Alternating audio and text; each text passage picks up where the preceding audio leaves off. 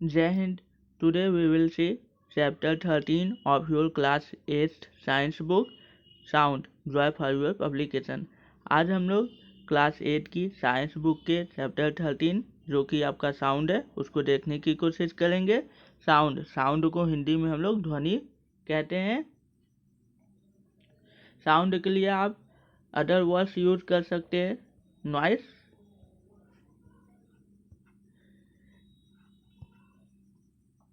Detonation,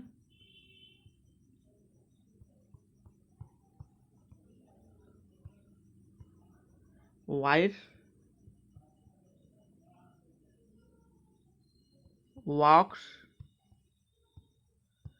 report, ये सभी शब्द आप साउंड के साइनोनिम्स की तरह यूज कर सकते हैं। साउंड के जगह पे आप यूज कर सकते हैं। चैप्टर को हिंदी में हम लोग अध्याय कहते हैं। जब लेसन लिखा होता है तब आप उसको हिंदी में पाठ कहेंगे। चैप्टर के लिए आप और शब्द यूज कर सकते हैं जो उसके साइनोनिम्स की तरह काम करेंगे। आप सेक्शन, पीरियड, एपिसोड, इपोस, एरा, ये सभी वर्ड आप लिख सकते हैं सेक्शन या चैप्टर के साइनोनिम्स के लिए। साउंड को हिंदी में हम लोग ध्वनि कहते हैं।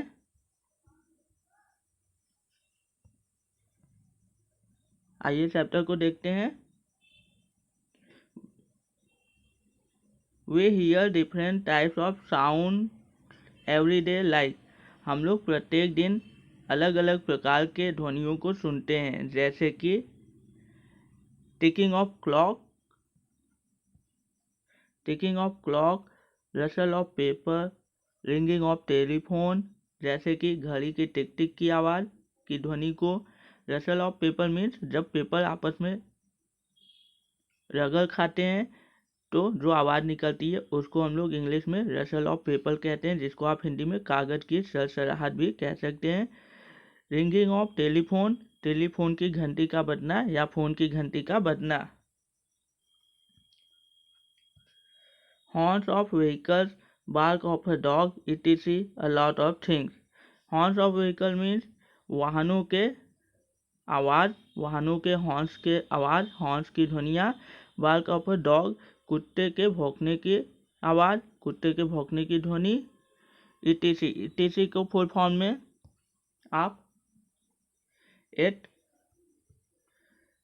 सेट्रा लिख सकते हैं। etc. का फुल फॉर्म होता है एटसेट्रा, मतलब आप etc. को फुल फॉर्म में कह सकते हैं। etc. Means end of thinking capacity, जहाँ पे सोचने की शक्ति समाप्त हो जाती है वहाँ पर हम लोग etc. वर्ड का यूज कर सकते हैं। इसके लिए आप दूसरे शब्द आउटसेट भी यूज कर सकते हैं। etc. के लिए आप आउटसेट भी वर्ड यूज कर सकते हैं, मतलब जो कि सेट में ना हो, ऐसे शब्दों को आप etc. में डाल सकते हैं। ऐसी चीज़ों को etc. में डाल सकते हैं जो कि थिंकिंग कैपेसिटी से आगे की बात हो। A lot of things can be judged only by hearing sounds. बहुत सारी चीज़ों को केवल आप ध्वनि सुनने के माध्यम से उनका निर्धारण कर सकते हैं, उनको समझ सकते हैं, उनके बारे में जान सकते हैं।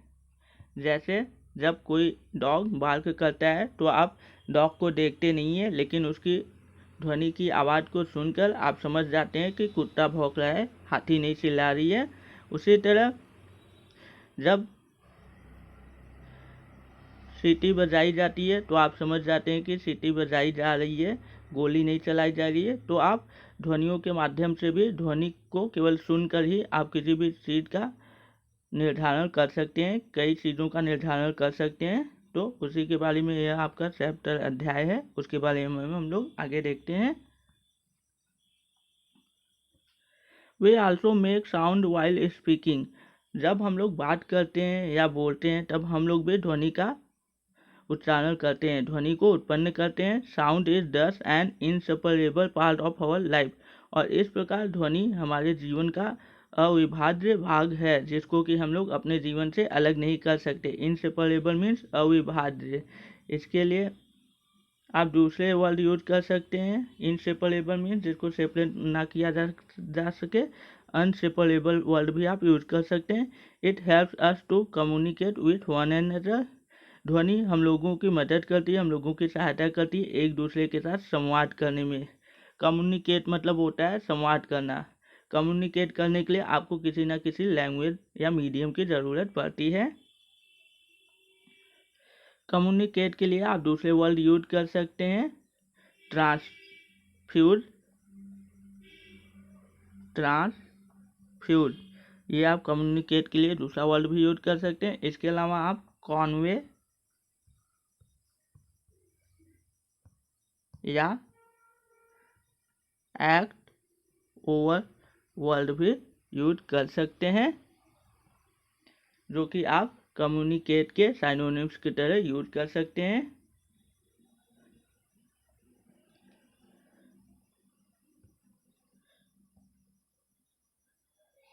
It helps us to communicate with one another. ध्वनि हमें एक दूसरे से संवाद करने में मदद करती है, सहायता प्रदान करती है। लाइक अस, हमारे तरह ही, हमारे प्रकार जैसे हम लोग बातें करते हैं उसी प्रकार। Animals also communicate with other members of their species by making different kinds of sound. जिस प्रकार मनुष्य एक दूसरे से संवाद करता है ध्वनियों के माध्यम से अपनी भाषा में, उसी प्रकार जानवर भी एक दूसरे से बातें करते हैं। जानवर आपस में, एक जानवर दूसरे जानवर से अपनी प्रजातियों से बात करते हैं, संवाद करते हैं, अलग अलग प्रकार की ध्वनियों को उत्पन्न करके, ध्वनियों को निकाल कर। It is indeed difficult for us to imagine a world without any sound. और इस प्रकार इंडीड मतलब वास्तव में या रियली, एविडेंटरी वर्ड भी आप यूज कर सकते हैं। और इस प्रकार without sound it is impossible to imagine a world. और के बिना ध्वनि के, बिना आवाज़ के एक दुनिया का कल्पना करना भी मुश्किल हो सकता है। बिना आवाज़ के आप दुनिया का या आप संसार की कल्पना नहीं कर सकते हैं। ये बहुत मुश्किल कल्पना हो सकती है बिना ध्वनि के। साउंड को मैंने आपको पहले बताया, साउंड को हिंदी में हम लोग ध्वनि कहते हैं, जिसके लिए आप noise, detonation, voice, vox, report आदि शब्दों का प्रयोग कर सकते हैं। Sound is a form of energy that produces the sensation of hearing in our ears. Sound, ध्वनि एक प्रकार की ऊर्जा है। फॉर्म ऑफ एनर्जी मीन्स एक प्रकार की ऊर्जा है, ऊर्जा का स्वरूप है। That produces the sensation of hearing, जो कि हमारे शरीर में सुनने की क्षमता, संवेदना को उत्पन्न करता है। इन आवर ईयर्स, हमारे कानों में। To communicate through sound,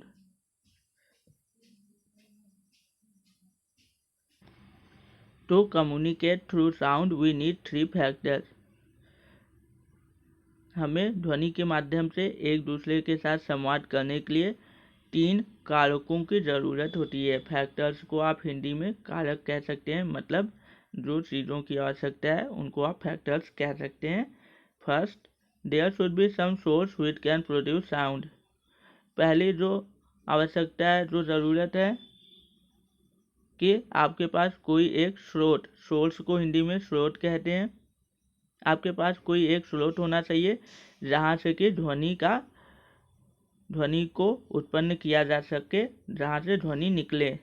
second जो फैक्टर है, जो ज़रूरत है एक दूसरे के साथ संवाद करने के लिए, there should be a medium through which sound waves can travel. For example, air is a medium through which sound can be transmitted.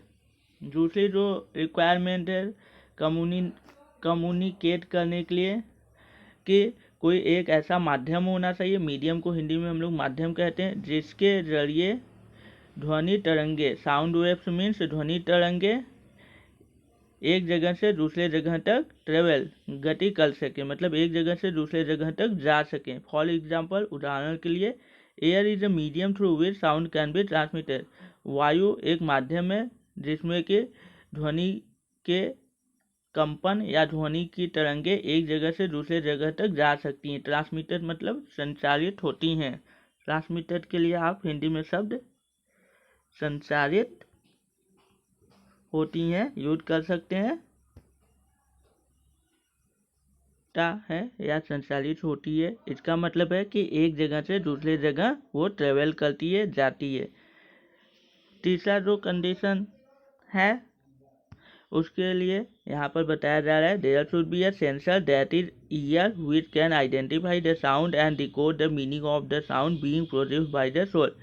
तीसरी जो ज़रूरत है, जो फैक्टर है, वो है कोई एक सेंसर होना चाहिए। सेंसर मतलब जो आपको एहसास दिलाए, जो ज्ञानेंद्रिय हो, संवेदक या आभास कराने वाला, उसको हम लोग सेंसर कहते हैं। ये तीसरी ज़रूरत है, तीसरा फैक्टर है, जो कि साउंड को आइडेंटिफाई करे, साउंड को समझे, ध्वनियों को पहचाने, उन ध्वनि तरंगों को की पहचान करे, उनको समझे, and decode the meaning of the sound, और उस ध्वनि के मतलब को, ध्वनि के अर्थ को डिकोड करे, मतलब ध्वनि के अर्थ को समझे, of the sound being produced by the source, जो कि ध्वनि स्रोत से, जिस स्रोत से भी ध्वनि आ रही है, उस स्रोत के ध्वनियों को के अर्थ को समझ के आपको उसका मतलब समझाए, उसका अर्थ समझाए।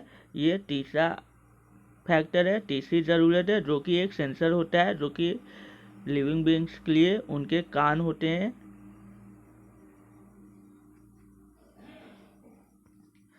नेक्स्ट टॉपिक आपका है production of sound. Production of sound को हम लोग नेक्स्ट पार्ट में देखेंगे। If you like my video, please like, share, subscribe my channel and support me. And if you have any problem, any queries, ask your queries in the comment section. Thank you very much.